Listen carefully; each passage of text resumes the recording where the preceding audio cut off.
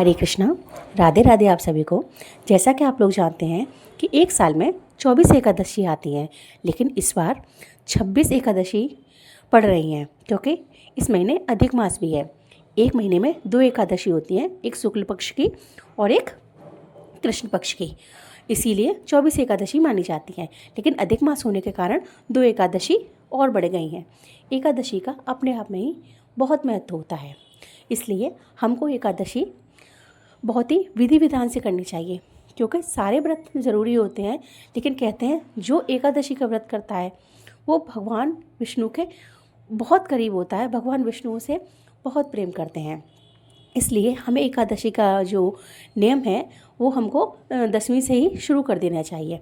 हमको दशमी को जो शाम को है उसको कम भोजन खाना चाहिए, और चावल तो हमको दशमी से ही नहीं खाना चाहिए। ना दशमी को हम चावल खाएंगे, ना ही हम एकादशी को चावल खाएंगे। एकादशी के व्रत में ज़्यादा से ज़्यादा हमको भगवान का स्मरण करना है और हमको एक पॉजिटिव सोच रखनी है, क्योंकि हम जैसा सोचते हैं वैसे ही बन जाते हैं।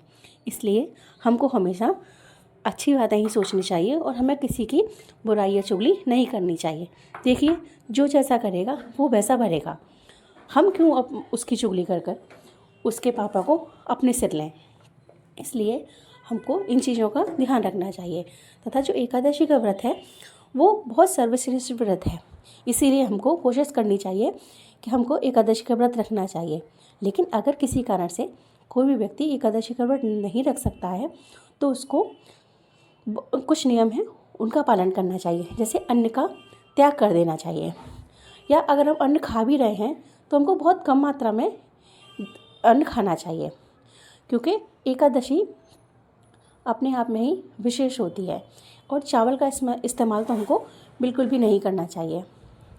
इस दिन भगवान विष्णु को पीले फूल अर्पित करने चाहिए, अर्थात हमको पीले फूलों की माला है या तुलसी पत्ता है वो सब भगवान विष्णु को देना चाहिए।